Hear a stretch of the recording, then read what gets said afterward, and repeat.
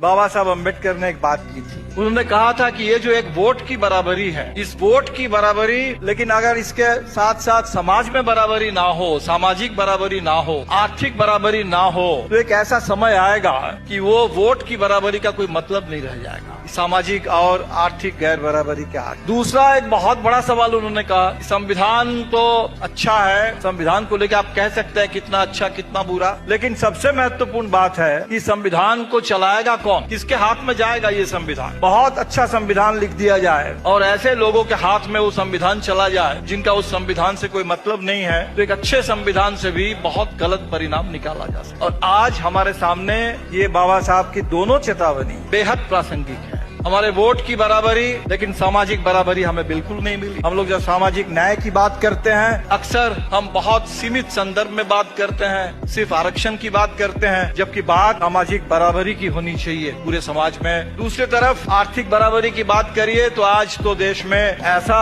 अदानी अंबानी का राज आ गया, ऐसा कंपनी राज आ गया कि देश में मुट्ठी भर पूंजीपतियों के हाथ में पूरे देश की तमाम संपत्ति और देश की तमाम जो हमारा एनुअल इनकम है वो सब उन्हीं के पास चला जा रहा है। तो एक तो हमारे संविधान के लिए बड़ा खतरा ही आ रहा है, और दूसरा इनके हाथ में संविधान चला गया, उन लोगों के हाथ में आज संविधान चला गया। जब संविधान पारित हो रहा था 1949 में, ये 75 साल संविधान के पूरे हुए, गणतंत्र के भी 75 साल पूरे हुए हैं, उस समय खुल करके इन लोगों ने, उनका जो मुखपत्र है ऑर्गेनाइजर, उसके संपादकीय में उन्होंने लिखा था कि संविधान हम नहीं मानते क्योंकि इसमें भारतीय कुछ है ही नहीं, ये संविधान एक तरह से विदेशी संविधान है, मनुस्मृति ही हिंदुस्तान का असली संविधान है। ये कहने वाले लोग 1949 में खुलकर ये बात करने वाले लोग, आज उनके ऊपर, उनके हाथ में सत्ता है, उनको इस संविधान को लागू करना है, और हम देख रहे हैं कि वो किस तरीके से इस संविधान का हर रोज मजाक उड़ा रहे हैं, उसकी हत्या कर रहे हैं।